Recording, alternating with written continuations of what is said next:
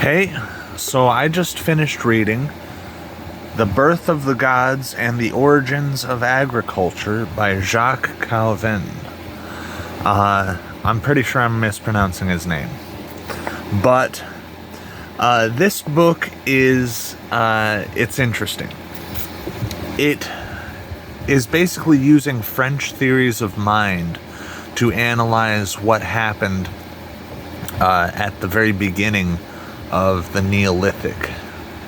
And it proposes that there was a revolution of consciousness that took place alongside agriculture, alongside the development of agriculture. And now most of the book just goes through evidence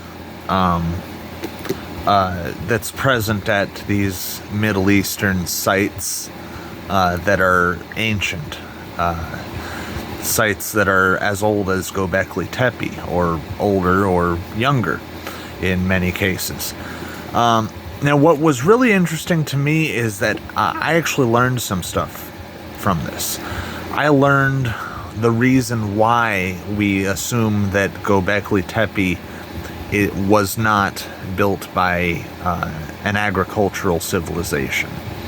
And the reason for that is that we actually expect to see chemical changes in plants before we see physical changes, morphological changes, when they are domesticated. So just because plants are not, just because corn isn't growing big kernels does not mean that we have not initiated the process of domestication of corn. We can tell that the domestication process has begun by looking at the seeds and the chemical makeup of the seeds.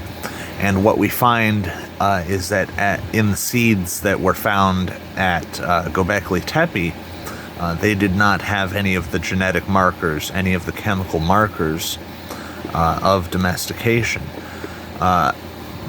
So we know that Göbekli Tepe was not built by an agricultural civilization because they hadn't begun the process of domestication. Now, the changes that came about with agriculture. Housing used to be circular and more organic shaped, and it did not use plaster. When agriculture came along, housing became rectangular, and plaster began to be used. We also noticed that the religious beliefs, the religious iconography changed. Before agriculture, there was the bull and the woman was the deity, and the bull was also a sort of deity. With agriculture, this shifted over towards a man. So there is something that can be inferred about the worship of more dominant aspects of humanity alongside the domineering of nature. So yeah, this was a very interesting book. I did learn from it, which is always a pleasure. It's always a pleasure to learn. But I didn't learn as much as I thought I would. There wasn't as much about the theories of mind as I would have preferred. Now, this book was published in the 90s, in the late 90s, but the English version was published in the year 2000.